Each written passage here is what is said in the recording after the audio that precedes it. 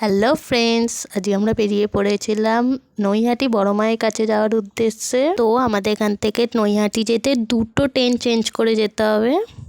স্টেশনে এসে দেখলাম ট্রেন দাঁড়িয়েই আছে, ট্রেনটা ফাঁকাই ছিল মোটামুটি। উঠে পড়লাম ট্রেনেতে, সিটও পেয়ে গেছি। ট্রেনে উঠে দেখলাম একটা কাকু হার কানে বিক্রি করছে, তো সেখান থেকে আমার মা একটা হার আর একটা কানের কিনলো। দেখতে খুব সুন্দর ছিল ম্যাচিং করে।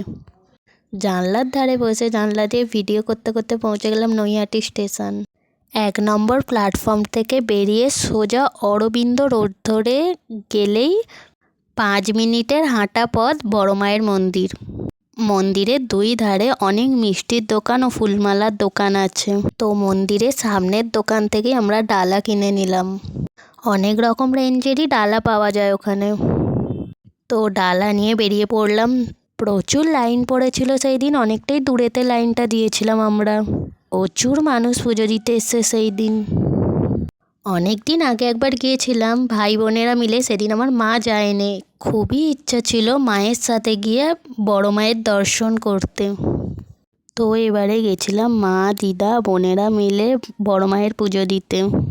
বড় মায়ের মুখখানা ভারী মিষ্টি, দেখেই মনটা ভরে গেল। বড় মায়ের পুজো দেওয়ার সময় নাম আর গোত্রটা অবশ্যই বলতে হয়।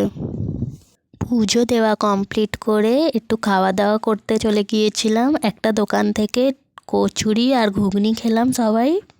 খাওয়া দাওয়া কমপ্লিট করে একটু গঙ্গার ঘাটে ঘুরতে গিয়েছিলাম। পাশেই ফেরিঘাট আছে, লঞ্চ চলছে সেখানে। গঙ্গায় গিয়ে একটু গঙ্গার জল মাথায় ছিটিয়ে নিলাম। কিছু ছবি ভিডিও তুললাম।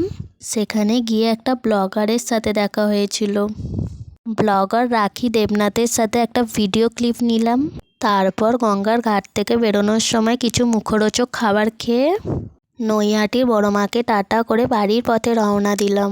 বাইরের পরিবেশের ভিডিও করতে করতে পৌঁছে গেলাম গন্তব্য স্টেশন। বাই, ভিডিওটা এখানেই এন্ড করলাম।